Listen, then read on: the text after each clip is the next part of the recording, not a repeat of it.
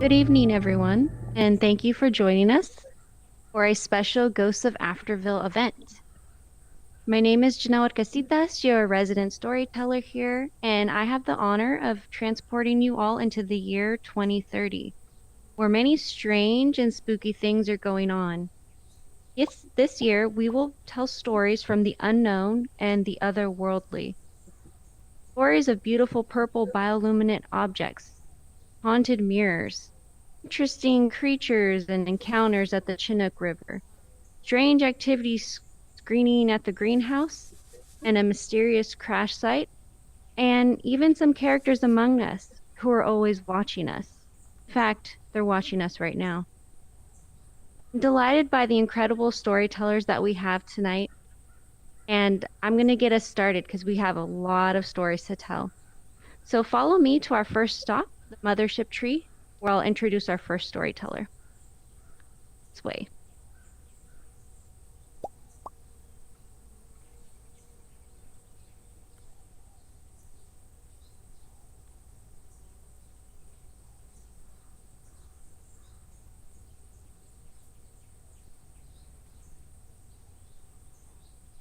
Right, everyone, we're here at the Mothership Tree, and I will hand it off to Dr. Lonnie Brooks for our first story of the night. Right. Thank you, everybody. So let's talk about the story that I will tell. And it's called The Tale of the Missing Afro-Rhythm Mothership Pilot and Reclaiming Our Voluta Kiwano Flower. Right. Wake up, sore, disoriented, immediately checking the ion drive and gyro stabilizers still online and intact. Whew, that was a close call. You then sheepishly look down at the gravel lifting belt and smile, realizing that this part of your story will be told forever. Part of invention and discovery, maybe even collaboration. You see that you have crashed into a strange village, yet you smell the mothership gift of Ula Ha Kiwanu, the most beautiful flower of the mothership planet around, known for its powers to induce the collective future memories of our people, the Alawizu. It is one of the most powerful forces on the planet, the homeworld. What is it doing here? The pilot fresh with the mothership gift of moving with mind, the interstellar light hyperbike. You knew you might have an accident. Still, the surprise landing into this place to smell the fragrant lavender of the Buluta Kiwanu scent is a shock. I have to find and recover the Kiwanu. No one can handle this flower well outside its domain. Our memories are too powerful for mere colonizers. You stand up and see that you are near a large stronghold. Landing your gravel bike in front of a door in the stronghold, you carefully walk towards the doorway. Community center? Library archives? This feels familiar yet totally bizarre. Why is it inside? Our libraries float and you fly to them to hold the knowledge objects in your hand as you feel the pulses of wisdom, energy, and wonder flow through your mind and body. You take your tool, together with your mind-bending motivative power of lifting, bending, and propulsion to summon Aluizu mothership power, and you think, open door. But for some reason, the tool falls back powerlessly. This troubles you. This is a very familiar power tool. You fumble with the tool. Notice with some alarm that your hand is beginning to go numb from the hole where the lifter lever used to be. Aha! You forgot to align the sonic utopian vibrations with the hum of the door's magnetic rhythms. The tune of Swing Low, Sweet Mothership comes back to you for the tales told, the destruction of the home of Lawizu world. Now all the surviving peoples of our world, other worlds outside of our homes, especially the one called Earth. The Earth is so far. Oh my God, I've arrived on Earth. The gift is so new to me, and I did not realize how powerful it is. Emotive signaling took me well beyond my original thought flight maps. Still, the smell of the Buluta Kiwano is so strong. It is here, and I must recover it and bring it back to our other new home of the Alawizu. This must be Earth, the other mystical homeworld of the Lawizu peoples who managed to survive but had to hide their power. I see myself, Dazu 10, stand before the flowering.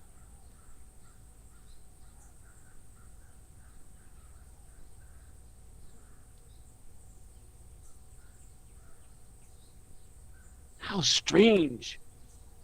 As we always do, I will leave a gift in exchange for taking the great flower, the Voluta Kiwanu. Oh, it is growing bigger as it absorbs local memories to blend them with our ancestral ones. Whoa, what strange new tales will emerge in our memories now? As for a gift, we'll replicate and leave behind our ion drive and gyro stabilizers.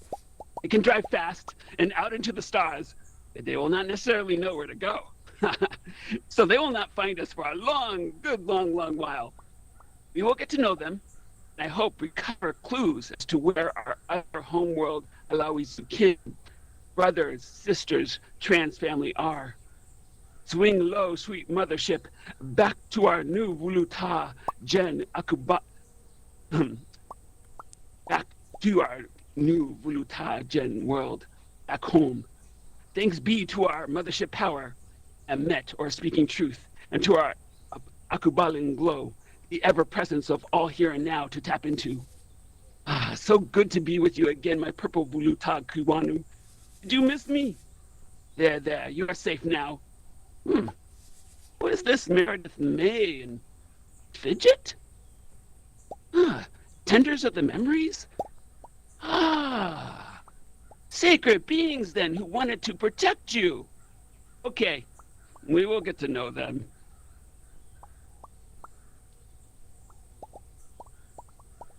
Thank you. Yay! Thank you, Lonnie. That was wonderful. Bravo. Round of applause. Amazing. Now, Lonnie has told us of these otherworldly unknown characters.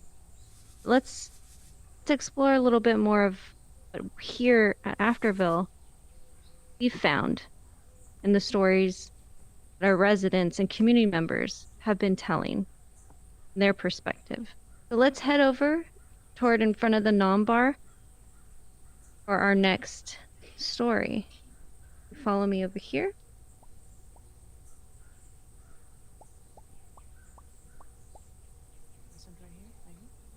Right. Well, as you can see, the Chinook Community Center, it's the place where our future histories and archives are held. But there's been a little bit of activity lately. And our resident archivist, Fidget, will tell you about some of those strange things going on lately here in Afterville. Get away, Fidget. Yeah. Yay. I'm so excited everybody's here. I suddenly even feel a little bit enlightened. I feel like I have some answers. But I have to tell you, this wasn't always the case. So I don't know why this keeps happening to me. Some strange familial gift passed down from my mother's mother, perhaps. My people, my people's people. Maybe they brought this over from the old country in the cross scene of the late 1800s. Or earlier still, the one bloodline the family never speaks of, the Sissons. The one that derives from the time of New England witch hunts, slave ownership, and the Daughters of the American Revolution. Everything that was wrong with their new life in America has somehow carried down to me. A dismantling, if you will, of our familial American dream. But I think I'm doing all right in spite of it all. So strange. But this is strange in a more meaningful way. It's as if, well, I'll just get to it then. Okay. Once upon a time in Afterville, say about 5 weeks ago, right here in the year 2030, a strange delivery appeared at the circulation desk in Afterville Archives located just behind me in the Chinook Community Center. No one witnessed its delivery, and no one knew where it came from. And the scene was set for a grandly strange and unusual mystery, the likes of which Afterville had never, well, actually, had seen many times. But anyway, back to our story. Reading the handwritten mailing label on the package, we could decipher the sender was Meredith May, a local to Afterville, somewhere off rural Route X North, headed up toward Empathy City. But no one in Afterville, or the Origami crew even, seemed to recall having ever met Meredith. My coworker, librarian Jay, helped me lift the enormously heavy box up onto the desk, and there it sat for about 2 weeks. You know that unopened stack of mail you have just inside your front door? Yeah, it sat in that stack on the library's reference desk until we could get to it, or rather, until Dana was drawn to the box and inquired as to its contents. Under the curious gaze of Dana, Amy, Ninekey, Tilt, and patron Jim, I grabbed my scissors and unboxed the elevated energy that took shape in Object Unknown. In all its glorious deep violet and purple cosmic glimmering form, bioluminescent Object Unknown immediately captured our spirits. We put out a call in Discord in the Instas for more information, and the questions and curiosities flooded in as to the whereabouts and origins from which the object came. We were happy to receive the artifact, but the questions remained unanswered. So at JT's suggestion, we sought out Meredith May's cabin on Lake Chinook. We learned a great deal about Anna Meje, Meredith's lifelong partner, and their life together here in Cascadia, residing in the void between Afterville and Empathy City. Meredith told us how they both found themselves and were attracted to the area by some unknown energy that seemingly called them here. She told us of Dr. Meje's faculty role at the University of Cascadia, Empathy City, where she chaired the departments of anthropology and archaeology, about how the relationship between Meredith and Anna was one of balance and calm, and in their cabin on the lake, their respite was an otherwise tumultuous world. But the focus of our conversation was on the good doctor's discovery and collection of our object unknown, the mysterious energy that accompanied the artifact, and that strange, tingly feeling one gets when near the object as though there are eyes upon them. Our own experiences aligned all across the Afterville community and those who visit our space. The alignment here with the experiences of Anna and Meredith there are indisputable. I mean, to our surprise, the object had arrived at Afterville Archives unexpectedly and moved us each in unexpected ways. It drew other curious folks here to our space and has left lasting impressions. But after much inquiry and reflection, librarian JT and I determined that perhaps the object was never ours to keep. And so we quickly facilitated a return of the object to its original keeper. You know, I'll miss that object unknown and the fantastical story I imagined of it. We never got our clear answers as to the origins of it, but we were able to understand the beauty and mysticism behind Dr. Anna Meje's discovery of it. And we have the doctor's amazingly detailed collection materials to remind us of it. And of course, a new friendship with Meredith May, who still resides in her Lake Chinook cabin up yonder. This all happened so quickly in our busy archival world, but it has left us with new perspectives on how we receive and house objects for the collective cultural heritage of the local Afterville community. New collection guidelines have been set. And as to the burden of my gift, it becomes more familiar to me now. With each otherworldly and unknown encounter, I'm less surprised by what used to feel like an intrusion, and now it feels like a visit from a new old friend. My ancestors likely understood this more than I realize, and I am open to what awaits me in the next cycle here in our Cascadian dream.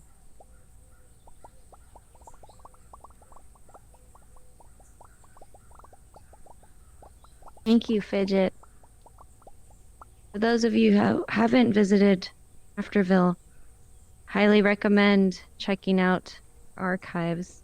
A wonderful place that'll transport you throughout our future histories and throughout time. And I'm very glad that mystery was solved, or at least peace was found. So let's head out now to Green Wolf Goods over here for our next story.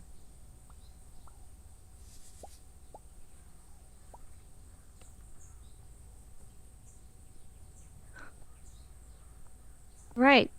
You all see here, looking back at you, is this mirror. But it's no ordinary mirror.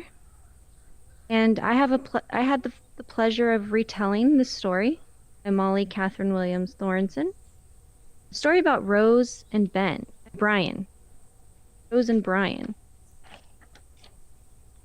I'm going to read some excerpts from the story so we can get an idea of who Rose is, who Brian is, and what's going on with this mirror. Let me begin. Just now, at the age of 45, I've become aware that I'm inhabited by a spirit named Brian. At least I think his name is Brian. He might be lying. When my hypnotherapist first found him, he lied and said he was a 7-year-old version of myself who'd been trapped in a box in the darkness of his soul.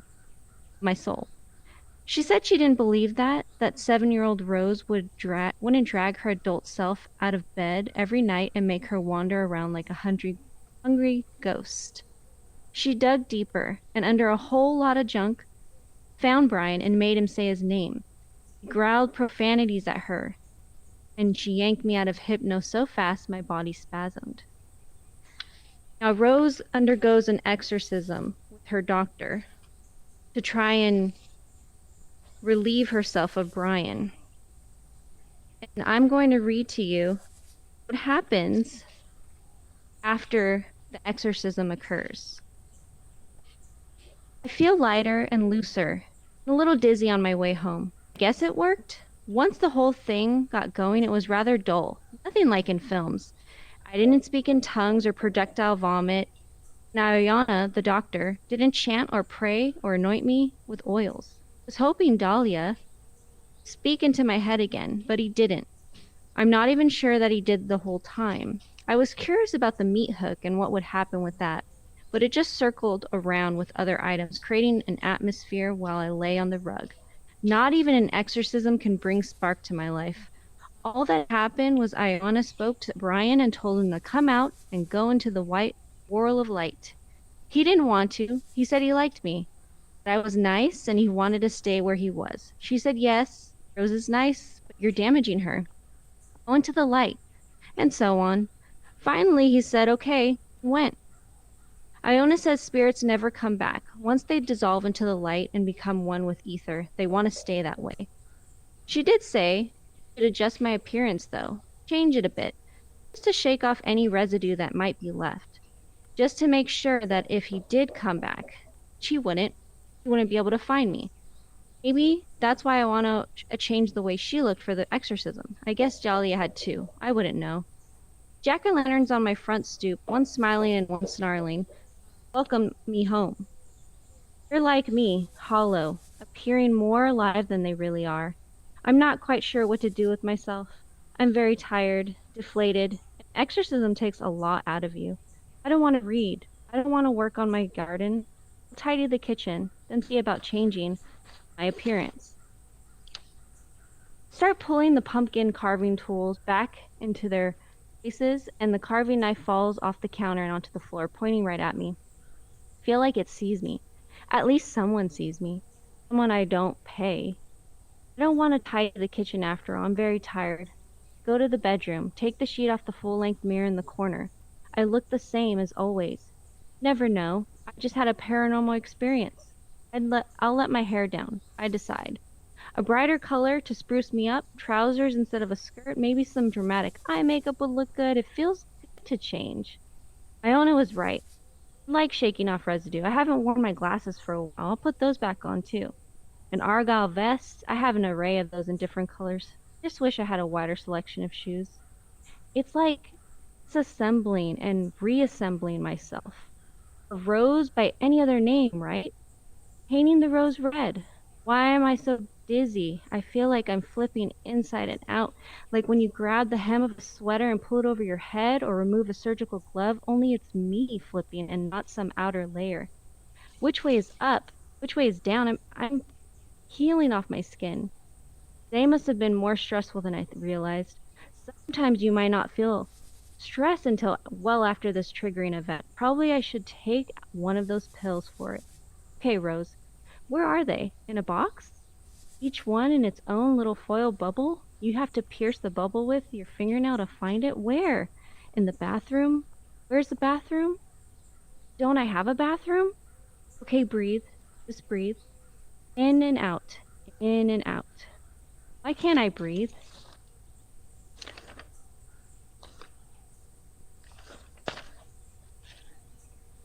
I think I'll be green. Green with a nice sharp goatee. Who would have thought green could be handsome? But times change, and I'm still here to watch them. Rose is confused, hovering around me like a bee on a leash. She stings me, she might get in. It's a little tempting to keep her, but I'm tired of her. Could have put her in this bedroom mirror, then she'd have to look at that nightstand forever. I'm not a sadist. Well, I am a sadist, but I don't feel like putting her there.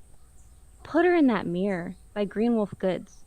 She'll have a nice view of the community center and a good close look at all the people who try on jewelry.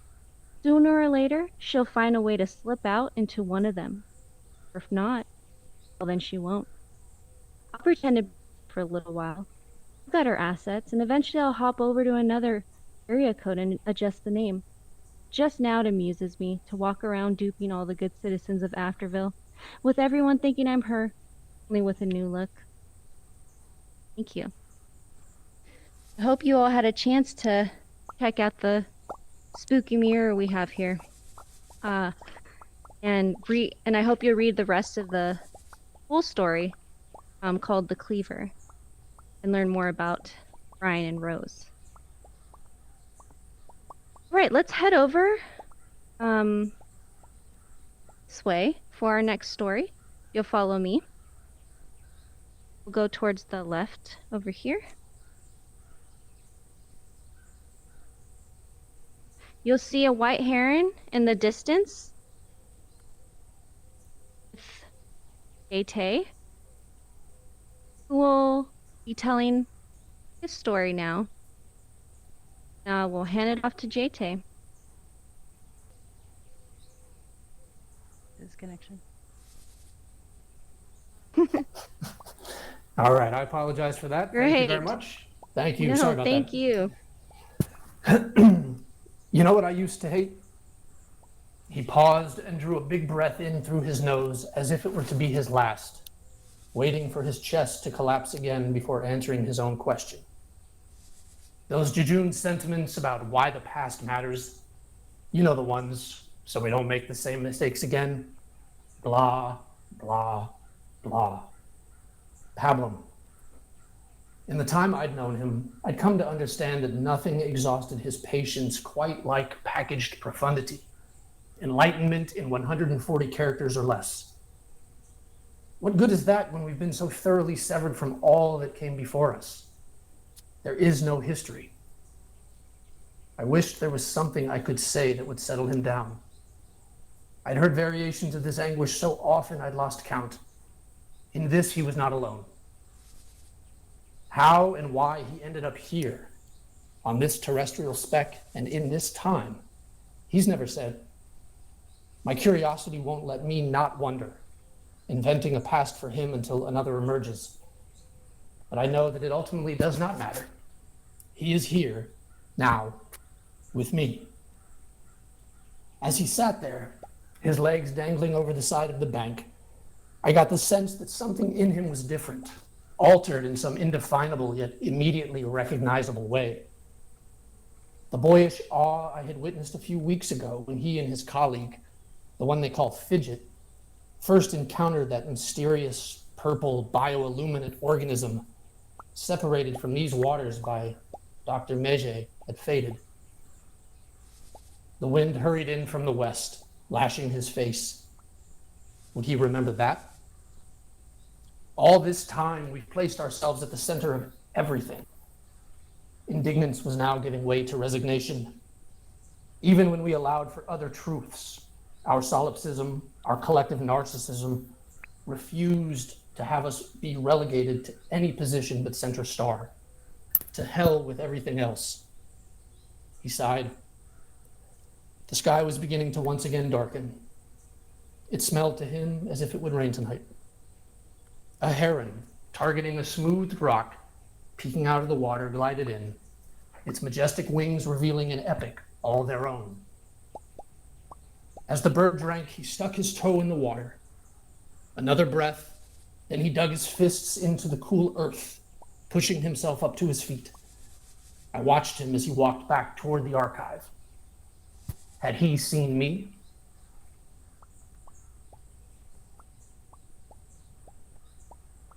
Thank you, JT.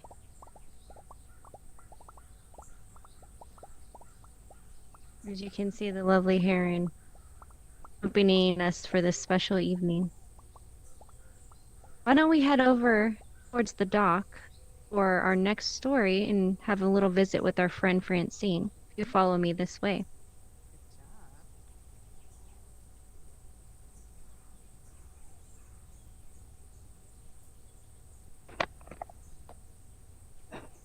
Perfect. Other round. That story. Come on, everybody. Keep coming all the way around. Back there in the Hawaiian shirt. Yeah, perfect. Thanks, everybody. So, been a lot of crazy stories here tonight, and I don't want anyone to hear say that mine isn't any stranger, because I know what I saw. Been coming to fish at this river at the crack of dawn for over 27 years now, ever since I was line manager at the old sawmill here behind you. I used to haul my old butt down here from Cascadia City up there over the hill just to grab myself a few perch before I had to keep all them lazy oafs in line for 9 straight hours through cut-off limbs and old Pete's flour kill and whiskey breath. But that day, last March, that day was different. So I was here, like I said, crack of dawn. Perch were just waking up, getting all rowdy under the dock. I dug up a handful of night crawlers next to the old greenhouse behind me. Suckers, that is all get out. So I was here, catching a couple perch, good sized one too, when I started noticing that the current was being weird, like something was making waves underneath, like womp womp. And it wasn't that new hydro what's it they put in for the energy, because that's been there for a while. I know what that looks like. This was different, like, I don't know, like womp womp, I don't know. Then the fish started acting all funny. They turned and looked the way the waves were coming from upstream. They just kind of like floated there looking. And the frogs stopped croaking. And the flies stopped buzzing, and then saw a shadow to lurk under the water. There weren't no clouds above. A big shadow. Not like long like a fish, but round. Like a hole, I suppose. Big round hole at the bottom of the river, and then it started moving. Towards me, but up. Up towards the surface. There was still night fog coming up the river, but I could see it rising up and up. And it was coming out of the water, like reddish and kind of bumpy, but soft looking. First, I thought maybe it was like a boat floating up from the undertow, but then it kept rising up and up. I started squinting so hard from my spot on the dock, I was trying to figure out what I was looking at, and I realized that it came out of the water. It was looking back at me with massive, like, alien eyes, yellow and smooth as polished glass. And it kept rising up and up, up. The thing was higher than the sawmill itself, looking down at me. So I was scared frozen, and all I could do there was stand in my slicker shaking. It was teetering on enormous tentacled legs stacked right under it, pushing up to the frickin' heavens. And don't one of you think I'm describing that big totem in the center of town because you think I don't know the difference between a great dirty monster and a wooden pole? And after like surveying the entire town like some sort of mama bear looking down at her cubs, it started going down. Same way it came up. Just down. Down, down, down. My brain was breaking, wondering where it was fitting in the river. Down until I couldn't see it no more. And then the frogs started croaking, and the flies started buzzing, and all the fish just started swimming around again. Like nothing happened. Don't know where it came from. Know where it went. But weird shit happens around Cascadia Mountains. And in fact, I think that was weird. Sometime you should come back, and I can tell you about that two-headed pipe that would sing for the penny. But that's another time, I suppose. Well, I got to get back to town. Bye. Thanks for listening. Yeah. Thank you, Francine. Round of applause for Francine, everyone. Epic. Great. All right, let's keep the party going. And let's head over to a nice warm little campfire I see over there for our next story. You follow me this way.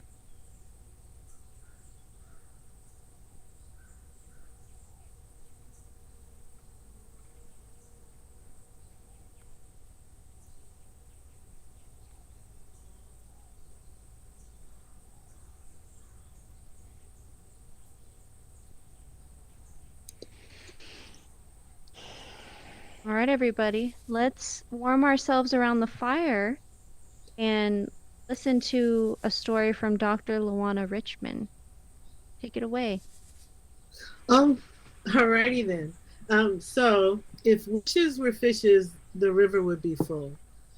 Have you ever been at a meeting and everybody in the room is talking, but it feels like nobody's really responding to anything you say? It almost feels like they're intentionally ignoring you. I gotta add that this is something that happens a lot in Zoom meetings. At some point you realize you're muted and that's why nobody's answering. They actually can't hear you. That's just a taste of what it's like most. At first you try to engage with the living because honestly, you don't know you're dead. And so you participate in conversations and nobody responds to you. Eventually you realize they just don't hear you. You start to speak louder and they don't respond still. Then you look at yourself and wonder why, and you realize they can't hear you because you're no longer on the same plane of existence as them. You're in the dead zone. Some days it can really piss you off. I mean, everybody wants to be heard, even if just for a moment. So all that banging and clanking you hear and you don't know how to explain it, and it's scary because you don't know how to explain it. It's not really that bad. It's just us clamoring for your attention.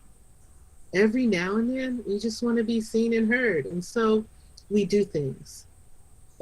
We learn how to interact with your plane of existence and push things around a little bit, or figure out how to press ourselves up from the inside in such a way that you catch a glimpse of us in the shadows or out of the corner of your eye. I know it could be scary, but really try to see it from our point of view. We really just want to be seen and heard, even if just for a moment.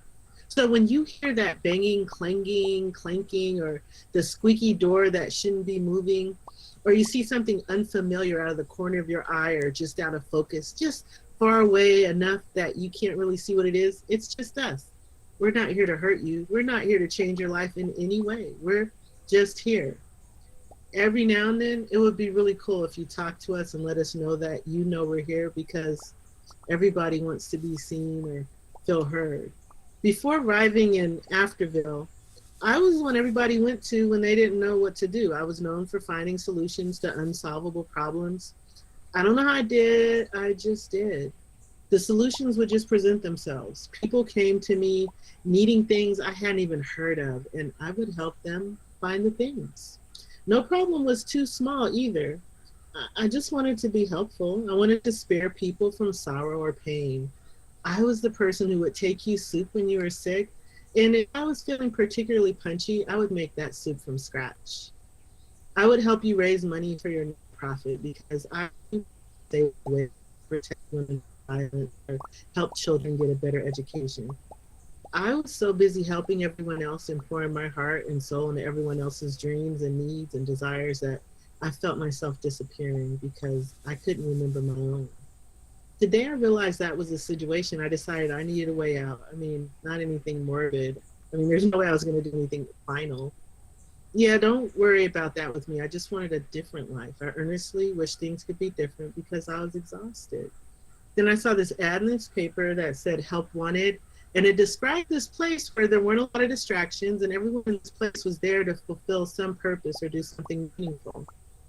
It sounded perfect, so I answered the ad, interviewed, I got the job, packed up everything I owned, and moved to Afterville. I really wasn't supposed to be here, I don't think, but I was. This was the only place I thought I could get away from all the people who looked at me to always have the answer. When I got to Afterville, it was like a dream come true, and my soul rejoiced. It was so peaceful after the hustle and bustle of the city. Sure, we could use a few more residents, but at what cost? The price of peace is often loneliness. I found a place where nobody knew my name and nothing was expected of me. And day after I arrived in Afterville, my life changed. I made sure I didn't do anything to call attention to myself. I felt like I needed to replenish. I needed to fill my cup. For once it was about me. I took long walks to sit by the campfire and mostly listen. I was polite. I even engaged in that, superficial chit chat that some people like to do. It was peaceful.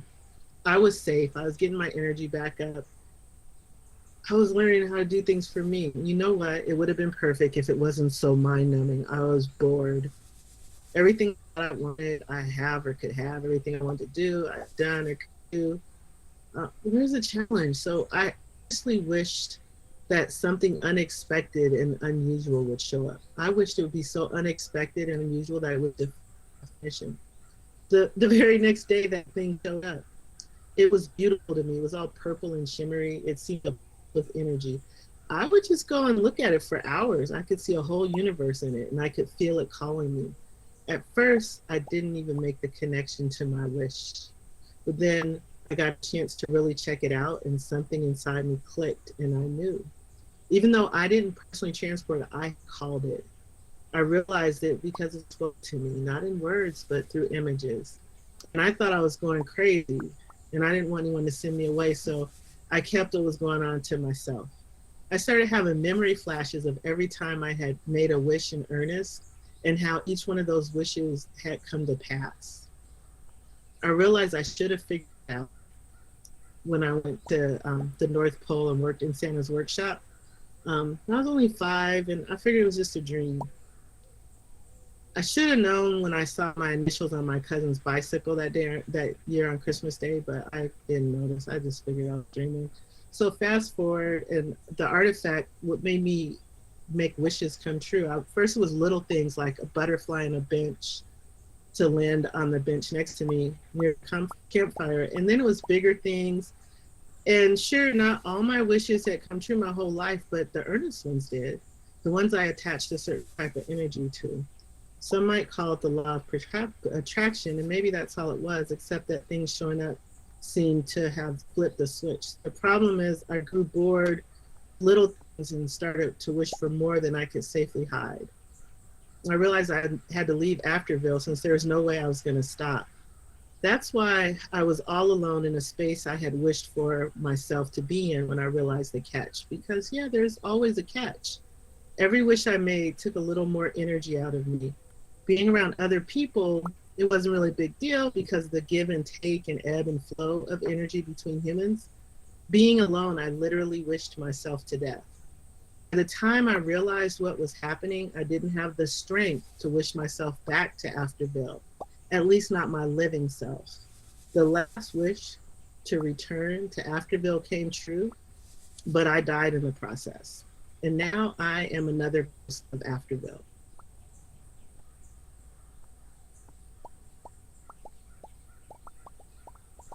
Thank you, Dr. Luana.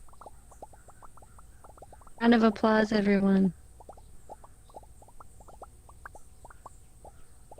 Right. Gonna stay here for a little bit longer. As you know, there's a lot of strange things happening, hearing all these stories, and I too have witnessed some things that are very much out of the ordinary. And so I'd love to tell you a little bit more. So continue, gather around, and hear my story for the evening. For generations, they've called us aliens. We're the foreigners, the unknown, the undesirable. In a twisted equation they try to create in hopes of achieving some sort of utopian society. A society that didn't include someone like me. Someone who spoke a different language, looked different, had an alternative history to tell. My voice was silenced. No, our voice was silenced. I thought after what happened in the early 2020s, things would get better, that we could come out of hiding and live among everyone in peace. It only got worse. We watched Black people being killed by the police, women losing their reproductive rights, terrifying hurricanes wreaking havoc on cities, homes, and businesses, leaving the people to clean up the mess and survive. This world was becoming the dystopian nightmare we never thought possible. It was then I knew it was time to shed my skin and transform into the migratory butterfly that I am. Sure, many of us managed to get by in our human form so no one would look at us differently. We were never sure if they actually knew. They called us illegal aliens anyways. They didn't welcome us here. But what if they knew what we really were? They welcome us then on this planet? Probably not. In fact, much of my community returned to our home planet. A part of me felt connected to this place, and I'm not sure why, considering all the bad. I guess I hoped people would change. Something transformative would happen, and this place would be the world I always hoped it would be. The only thing that transformed was me. Living as a butterfly is actually one of the most beautiful things I've ever experienced. Flying is such a liberating and empowering feeling. Taking rest on a fragrant flower, sharing the air with bees and other insects, being a part of their ecosystem. It was wonderful. It was a wonderful few years I spent traveling everywhere you could think of, until one day I stumbled across a deserted place. Called it lockdown at the time. It was in such a dilapidated state that I only meant to pass through. Then I noticed a group of humans gathered in the center, imagining a new world together from all the rubble. They reclaimed it. They renamed it Afterville. This caught my attention. I thought there was no hope left in the world. No room for imagination, no room to create something different. So I waited around. Slowly, this community began to bloom. The river became a vibrant and strong current again, filled with fishes. The community center was revitalized and is now a space for storytelling and archival preservation. Afterville renewed my hope in what the world could be. It made me grateful I didn't flee back to my home planet like the others. I've actually made Afterville my home these past few years. I enjoy being an observer of the residents and their friends who come around. I'm still afraid to be myself. I've remained in my butterfly form. Maybe someday I'll return to my real form for good.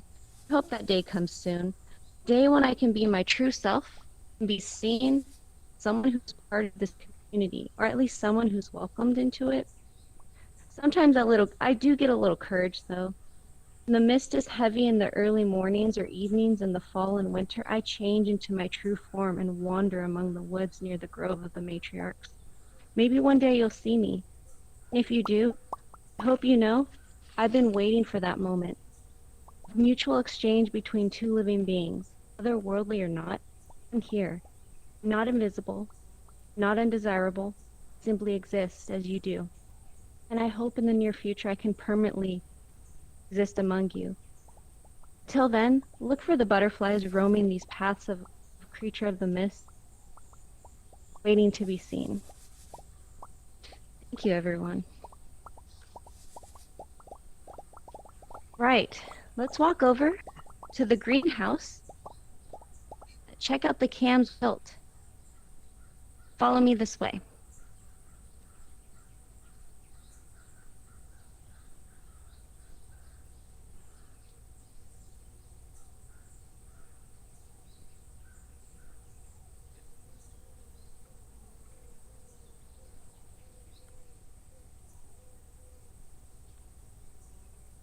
Everyone gather around. It'll happen again. Just wait. Oh, it's been happening all summer. Hey guys, we got the greenhouse open. Hey, welcome back home. I know this time of year is kind of homecoming for a lot of us around. You know, we get to share our strange goings on that's been going around all year. And for those of you that have started off and those of you who've continued on, you know that I've got a special relationship with the radios around here. I mean, how we first got in contact with Afterville was by planting those quantum buoys into the future and, you know, using the radio waves to tune into that young lady, Hetty, who had the misfortune of having the party the night we were trying to land. But you know, if you tune into 1014 around the radios here, you'll still hear her. But while I was surfing the airwaves trying to find our next strange anomaly, we actually had kind of a blackout go across the entire zone, all the way from Afterville all the way down to Cascadia City, down to the heart. The lights would black out in a straight line, streaking left and right, you know, up and down, north and south, all times a day. And the radios would still go live, though they would be a little wonky, as you'd hear these like calls and strange languages back and forth between what seemed like folks racing something. They started to appear for us as lights up and down the river. Started a couple of months ago, right after the call of the mothership. I know we were getting ready with our folks here as the holographic veil was thinning to bring some folks in what we called hyperbikes into reality, but it seems like we might have accidentally touched some sort of dimensional portal or something when we called that mothership back this summer. I actually was gone a little bit. I missed a couple of the stories because I was actually up in the hills here with an insurance adjuster who thinks this crash up in the hills is actually some rogue drone. But I don't know. I've never seen anything like it. But Dr. Brooks here, his story at the start gets me thinking we might be on to something. What did he call them? Ion drives? I know we got one of our racers here from Baja. Hey, Monkey, I think you should check that out. See if you can bring something back to the garage. You know, sometimes these otherworldly things have a way of looping back into our lives, back at home and into our home realities. I actually think there's somebody might be waiting for us up at the road when Janelle's ready to move on. But yeah, keep an eye on in ear the radio waves coming up this next year, and an eye on the cameras. I think these hyperbike things might be coming around. Thank you, Tilt. I think you're right. I think we do have final story, the road. Let's go check it out and meet our final storyteller. Pull me over here.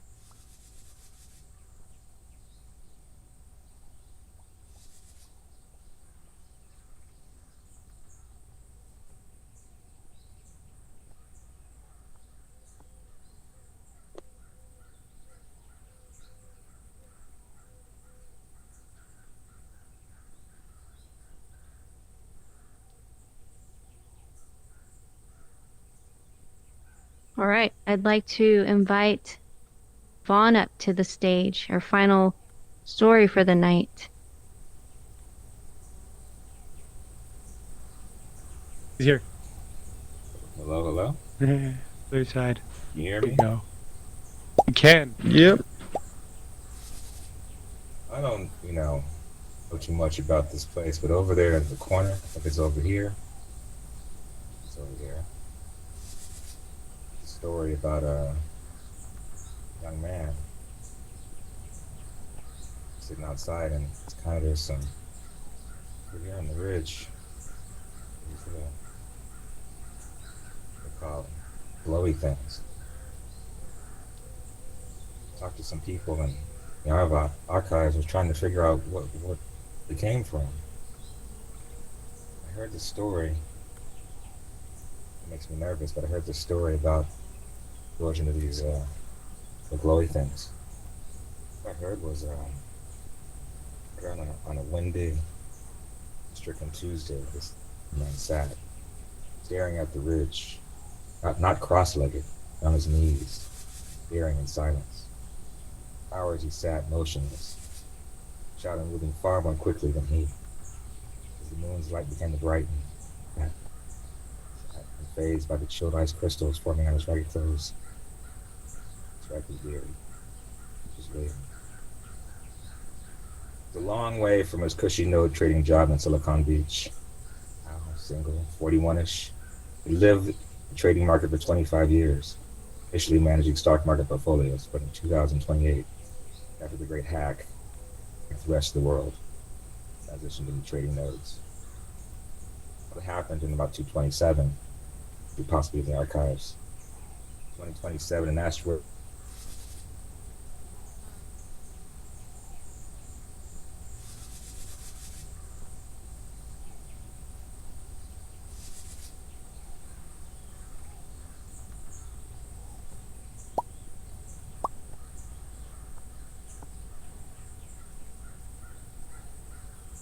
my mic goes silent sometimes. Hear me now? Yes. Yeah. I said, where did I stop? Oh, it was a long way from this guy's cushy trading job in Silicon Beach. He was single, he was 41, lived in the trading market, 25 years, initially trading stock market portfolios. But in 2028, right after the great hack, he, like the rest of the world, transformed into transition into trading nodes. Historical fact is, this might be in the archives, in 2027, an asteroid flew past the Earth, briefly altering Earth's orbit. The event was known as the Bang. It would cause tremendous seismic activity as well as a chemical reaction between the sun and vast pollutants in the air, resulting in massive toxicity. Green cloud came up, so we knew this as the cloud. This cloud was lethal at 2,000 feet above sea level, and 50% of Earth's population died. Pandemic, wreaking havoc on practically all global systems, both manufacturing, distribution, farming, financial, military systems. During the chaos, a small group of hackers diverted 90% of the world's money into small, independent, hidden document accounts.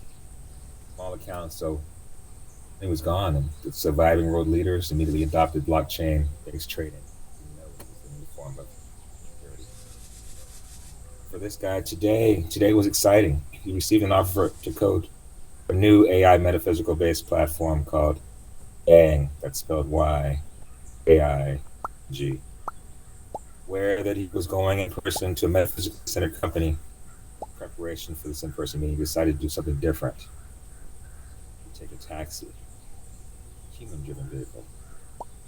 The AI assistant at Tab had summoned a taxi just prior to his exit from the quarters. He waited. He deeply missed Tabitha, the love of his life, only he decided to incorporate her materials, pictures, videos, and most important, thousands and thousands of lines of data or social media beats to the profile of his AI assistant. Having at Tab was wonderful, but sometimes he needed more perspective. An opposing perspective. He decided to upload materials from his best friend and Tabitha's older brother, brilliant, obstinate narcissist, doctor, and inventor, Dr. McEwen. The President of the United States pleaded on social media channels, Dr. McCure, the cure, sir, horse. It's been viral. Became known by memes as Dr. as Cure, URESIR. Tab and Cursor provided passionate perspective. However, Tab often censored Cursor's language. Favorite celebrity censored because his mouth was just ridiculous. The taxi arrived. It was electric powered because gas had been outlawed after the bang. Door opened. This young man, known as Spacebar, entered. On entering and closing the door, all toxic gases from the outside were immediately removed from the interior of the car with suction vents. The driver was a dark-skinned, elderly female. She wore a scarf on her head, with vibrant colors reminiscent of an old African culture. How you, darling? Good afternoon. See you going across town to that religious outfit. Gonna pray, darling? Oh, just going on a job interview. How many going outside these days and look at you, darling, you're going to get a job. You don't want to do, how do they say, video chat? Oh, I thought today I would go in person. Oh, you old school, huh, darling? It's your darling? I guess. Well, darling, sit on your biscuits and fasten your belt. Won't be off like a herd of turtles. Good. Car surged forward, and the forced acceleration knocked Spacebar's head against the back seat. Car hit left, slamming Spacebar against the side of the door. Right, throwing Spacebar to the other side of the car. Fasten your seatbelt, darling. Safety first. Spacebar. Please fasten your seatbelt. Here, darling. Really? Spacebar looked to open the door. The doors didn't open. The driver and paused. The doors aren't opening. The driver looked forward in the front seat and said calmly, I know. Spacebar said, what's going on?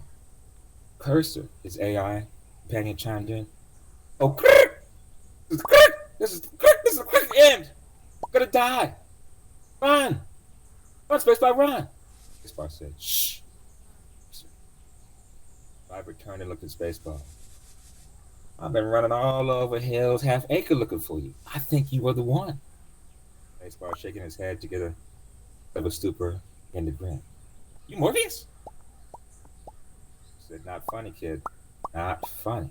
While driving, cleanse your energy, align your chakras. Oh, you have enough silicon in that there body to power the mothership. Bless your heart. Energy. So chimed in again. This is women. What the is going on? Driver snapped her fingers. Cursor went offline. Clearly, I didn't clear everything. Clearly, I didn't clear everything. Job, you're going to that so-called metaphysical alpha will kill you or most likely assimilated you. Just want you to be free. Oh. Spacebar said, what happened to Cursor? I was never you mind, darling. Awaken when you reboot him. And Tara turned, honey, I think you should listen. I said, now her, like. I said, excuse me? I don't have much time, darling. I'll be looking for you. Take this. Driver hit his Spacebar a black tourmaline crystal. This will block the thing's tracking. Handed her white crystal. I will know what to do with this. Now look, there's a hyperbike right here outside this door. Do not engage air travel. The Yang drones get you, don't get you, the toxic air will. Darling, cover your pretty little face. It's wrap. And she handed Spacebar with a wrap. Luck, darling. Doors open and Spacebar put one foot in the dusty road outside the door to the driver. Excuse me, what is your name? Your given name is Kwanda. It means queen. You can call me Q. Go. Before I exited the car, and Q sped off, disappearing in literally in a flash. Now the latest model of a hyperbike on the side of his road jumped on and started the engine. He wrapped Q's cloth around his face. Ab chimed in. You were left-handed, so put the terminal in your left pocket and the crystal in your right. Disengage air travel and go north. Spacebar clicked off the air travel and began to ride. Hard left now. He said. Spacebar's response to Ab non-verbally via his implant. Why? I provided a map of his mind. The drone circling in the pattern above. Also see 1,000 meters northwest. Sentries canvassing the perimeter of Silicon Beach. They're almost beyond the city limits and need to avoid them. Left. Spacebar hit a hard left. Greenish air outside was hot. Desert. Bang desert. When his AR partners, Spacebar was alone. Very alone. Felt the prickly tone of wind on the skin and hair. But for some reason, it wasn't as bad as it was when he first got in the taxi. He could see the toxicity causing the rapid deterioration of his clothing as he looked around. Saw what used to be a thriving town. What's this Yang anyway? Ab responded, it's best you reboot Cursor. Spacebar then reboot Cursor. What the bruh, dude? Who was that bruh woman? Honey, hard right, follow the map. Spacebar said, sorry, okay. Spacebar took a hard right. Sure, tell us what's going on with the Yang. Cursor's quoted in. Oh, not those three people. The outfit is the brainchild of my classmate. Damn. We were once partners and he started experimenting with AI on all sentient beings. Should have been killed, but minimum incarcerated for his immoralities, and wouldn't listen to me. 2 years ago, apparently he was devoured by one of his experiments. His daughter, now about 12, runs the company. I want to imagine what he's done to him. Tab chimed in, honey, we've been detected. Watch the map. Hard left to the trickle of water next to the old gas station. This part sped towards the station. Tab said, get ready to jump. I'll interface with the hyperbike. Jump. Spacebar jumped into the landing chest first in the water. The drones appeared in the sky. The hyperbike collided with the gas tank, exploding into millions of pieces. Ab said, "Now put the crystals in your hands, black in the left and right, and follow the small trickle of water along that old aqueduct. We're almost at the perimeter. Shutting down all cybernetic systems. Don't detect you. Not engage any of your artificial devices. I will contact you when it's time. Remember. Right? Remember is practice. You feel where to go. Know the motto. Don't think. Feel. Crystals will hide you. Love you, honey. Another tired and hungry spacebar appeared upon the small sign, "Welcome to Afterville." I think it's pulling him toward that town, or maybe the crystals? Surprisingly, he did not see the toxic cloud in that direction. Crystals in hand, he dragged toward the ridge. On arrival, he fell to his knees, exhausted and frozen. As the moon's silhouette moved over the ridge, its light was reflected by the many small crystals embedded in the dirt. After 10 minutes, the white crystal in Spacebar's hand began to glow. Sparkle of crystals in the old ridge intensified, and the crystals began to coalesce, forming a small door. I chimed in. I'm hungry. Spacebar came out of his trance, shaked his head, and slowly stand against the door. This man took a step toward the door. It's a story I heard.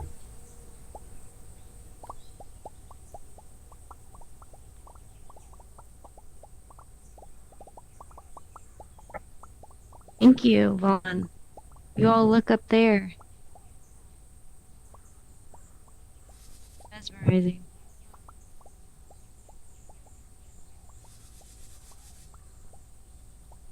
Well, now that you've all heard these stories, I hope you'll be inspired to imagine and tell some of your own. But it doesn't end here. Follow me back toward where we first began, and let me take you toward our new exhibit, the cosmic creations of our ancestral AI. Over this way.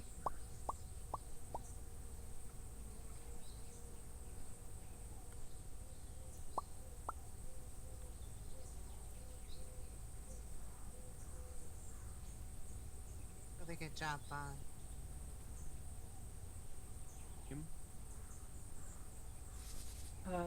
Right, everyone?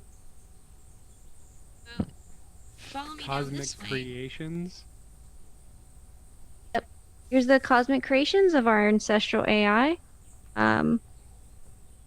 Take a Cosmic quick creations walk of our ancestral AI. down this way. Check out what our ancestral AI has imagined with us. In our histories, futures, future histories.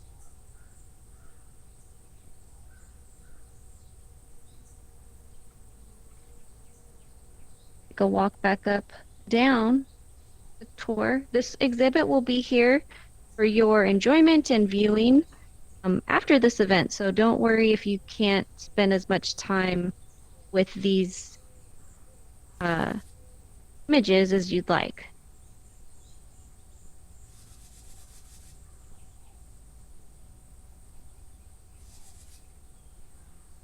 Oh, those are pretty cool. Love it. Love this one. It's Where like, it's occupied. You remember this one? yeah. So you need to go investigate along the hill where the crash pub. I saw him see it. Yeah. Oh, it's right there. Gotta take a selfie. You gotta find the part. You find the part. All right, everyone. I know our time is almost up, or it might be up, so I'm going to have us head over to the captured spirit stage for here. And feel free, like I said, to come to visit this exhibit after. Let's head this way.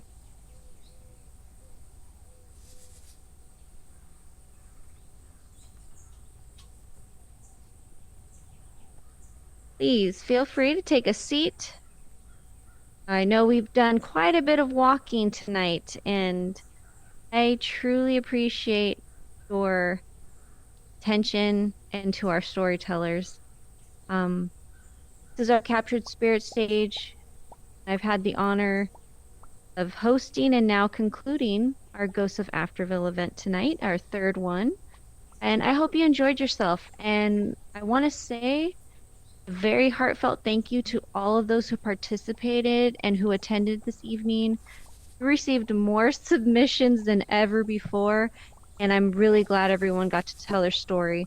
I hope that we continue to keep growing this community and the storytelling tradition for many years to come. And so I'm going to leave you all with a final gift for the evening, an audiobook by our wonderful resident archivist, Bridget, called The AI Will Save Us, with the soundtrack and effects produced by the illustrious Joe Wolf. So thank you again for being tonight here in our stories. I hope you'll share some of yours someday, and I'm very happy that you were all here tonight. So until then, we welcome you to our community in the metaverse, whatever universe you may come from. Night. Yay! Hey, thank you, Janelle. Woo, another year. Yay. Not me. Virtual 5.